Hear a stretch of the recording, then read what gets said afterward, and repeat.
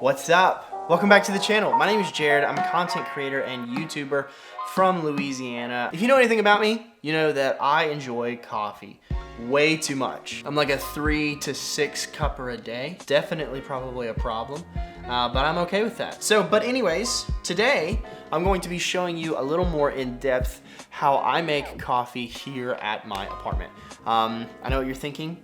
Haven't you made a video like this before? I did. It was awesome and it was funny, but it was very simple, broken down, kind of like if you're just quickly like run and gun making coffee, how do you do that?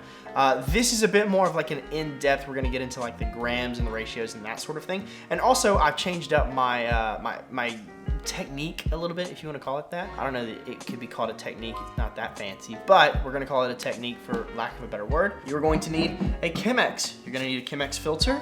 You're going to need a digital scale, a kettle full of hot water, some ground coffee. It needs to be ground just before you make coffee, by the way. Don't buy ground coffee. Buy whole bean coffees, get you a good grinder, makes a world of a difference. So do that. You're gonna need another decanter for your excess water, and the newest addition to my little group of tools here, you're going to need a straw. This is a metal straw that my wife picked up on Amazon somewhere. Probably don't want to use a plastic straw for this because we're dealing with hot liquids. Probably melt the straw. So don't do that. Get yourself a metal straw, maybe at like Bed Bath & Beyond or probably Amazon, and use that. I will explain the purpose for the straw in just a second, but in the meantime, let's go ahead and get this started. So first things first, go ahead, take your Chemex, place it on your scale. You don't need to turn your scale on right now, it's fine. You're gonna take your filter. So a Chemex filter is basically one large sheet of paper, like so. And it's just folded into fourths or thirds or yeah, I guess it'd be fourths, quarters. Is that the right? Yeah, quarter. We'll call it quarters. So what you're gonna do is you're just gonna take one sheet, you're gonna pull it back, and so you'll have one sheet on one side and 3 sheets on the other. And what you wanna do is take the filter, the part with the 3 sheets, and you're gonna place it into your Chemex with the 3 sheets facing the spout. This is very important. I will explain why in just a second, but just make sure that your 3 sheets are facing the spout. Go ahead and take your kettle of hot water, and you're just gonna start kind of pouring in, and you wanna go ahead and try to get the entire filter as wet as possible, just because it's going to get the papery flavor out of the filter, and it's also going to go ahead and heat up the Chemex so you're not pouring your fresh and delicious coffee into a cold brewer, because trust me, temperatures matter, and it will affect the flavor. So it doesn't take very long for the water to go through the filter. Go ahead and give it a little slosh, because again, you want this to be warm. Go ahead and give it a little slosh, and now we are going to make a mess, probably. I've done this so many times and I make a mess every time. We're gonna pour the water out of this into just a spare decanter, or like if you're in your kitchen, maybe use your sink. Oh, it's making a mess. There, that wasn't too bad. I got water everywhere just a minute ago.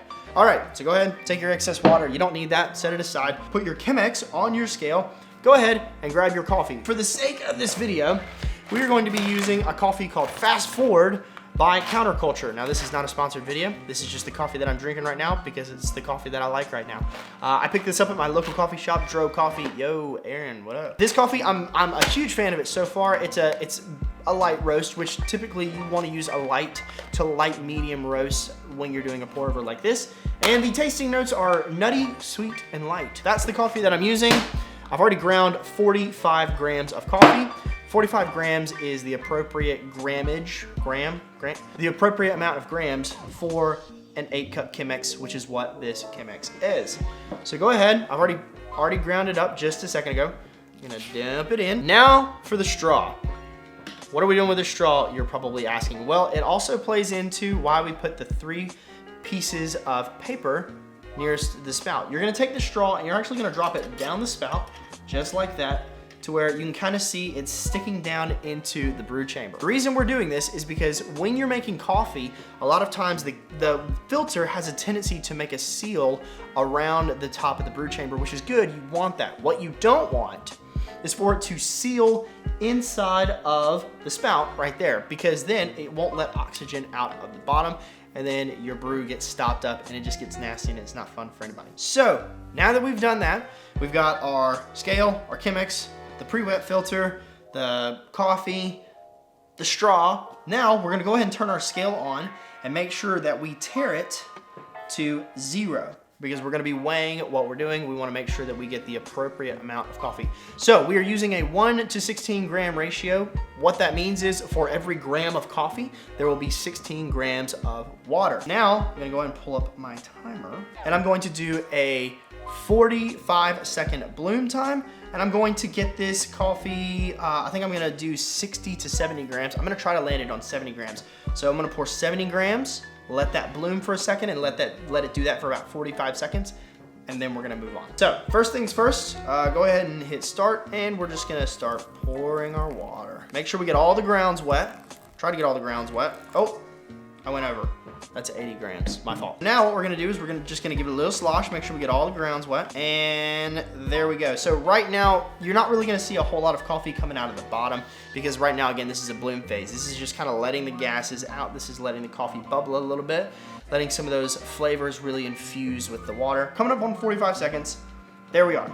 So right now we're sitting at 80 grams. We're gonna go up to 720 grams. Again, that's a 1 to 16 ratio. So 16 times 45, because we use 45 grams of coffee, is 720 grams. So right now we're at 80, so we've got some more to go. I'm not good at math, especially. I'm also not good at multitasking, like talking and making coffee at the same time. So I'm gonna go ahead and take this part up to, we'll say 500 grams. And once you get all the grounds wet, you're gonna go ahead and just start pouring right down the middle. This is called a center pour. I'm not sure if it actually makes a humongous difference, but I've heard a lot of people say that it does. So we're just gonna do that. And 500, perfect. While we're giving this a second to let all of the coffee kind of infuse and brew, I wanna tell you about where I kind of got this new method from. I have probably a new favorite YouTuber. I'm just gonna be honest, a new person here on the platform that I love to watch. When this person uploads a video, it's the first video I watch. His name is James Hoffmann. James Hoffmann makes videos all about coffee and brew techniques and brew methods and equipment and that sort of thing, and it's incredibly insightful. And today, just a couple of hours ago, he actually uploaded a video about how to use a Chemex, which he's never done before. So it was really insightful because I use this almost on a daily basis. I also use a Melita, and I've got a French press and that sort of stuff, but I use a Chemex almost daily. So it was very, very, very insightful and really cool to see like my favorite YouTuber right now upload a video about a brew method that I enjoy. All right, so it's starting to drain down. So right now I'm gonna go ahead and pour the rest of the, it would be 220 grams. There, I got math that time. So the big thing that I took away from James Hoffmann's video today was talking about this, actually sticking something down in the spout to help your brew time, because I've always had a problem with my coffee getting clogged up here, but I've never known what caused that or what it would take to fix it. But he explained very well that it is because the filter causes a clog right here in the spout, and you don't want that. So he suggested using a chopstick. I have a better idea because we have a bunch of these little metal straws laying around our house. So that is what I decided to use. So right now we're at 720 grams.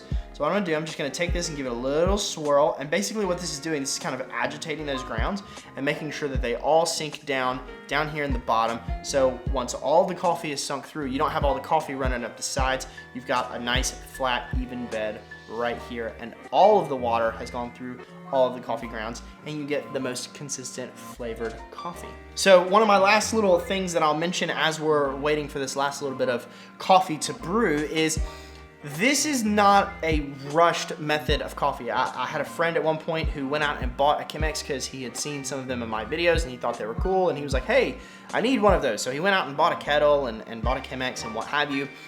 And I think he did it like twice.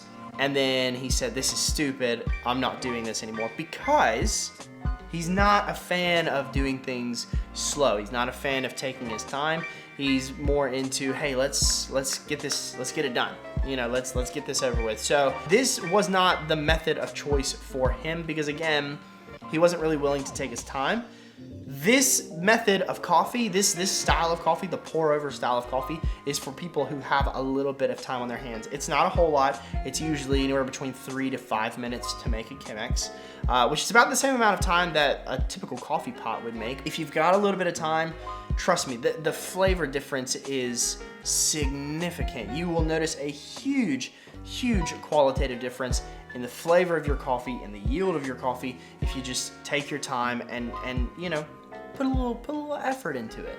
All right, so we are almost finished with the brew. It's got a little bit left to go. It is starting to slow down just a little bit, which kind of concerns me, which might be a problem on my end. This is a relatively new coffee for me, so I probably need to adjust the grind a little bit to make sure it's not too fine. If your coffee is too fine, you're gonna notice that the brew time is gonna be significantly longer, and that's obviously not a good thing. So right now we've probably got another, I'd say probably 20 grams or so of coffee to go.